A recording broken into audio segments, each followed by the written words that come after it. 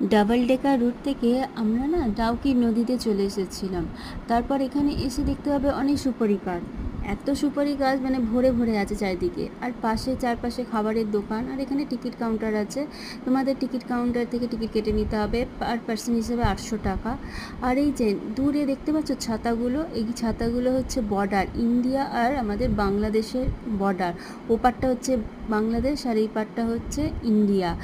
বেশ সুন্দর লাগছে দেখে, খুব ভালো লাগলো আমার যে বর্ডার। আমরা বোঝাতে পারছি না কি জানি না, তবে এই দেখো বর্ডারটা কত সুন্দর দেখো।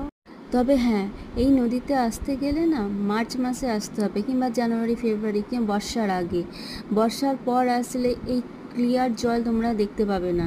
যে ব্লু কালারের যে জলটা থাকে না, সেটা হয়তো অনেকটাই এডিট করা, কিন্তু আমরা এডিট না করেই তোমাদের দেখাচ্ছি। এই কালারের জলটা তোমরা দেখতে পাবে, নিচে পুরো পরিষ্কার পাথর দেখা যাচ্ছে এখান থেকে। আমার মেয়ে তো প্রচুর মজা করেছে এখানে এসে। এখানে আসার আমার খুব শখ ছিল, তবে একটা স্বপ্ন আমার খুবই পূরণ হলো। ঠিক আছে, পরের পার্টটা বা নেক্সট ভিডিও।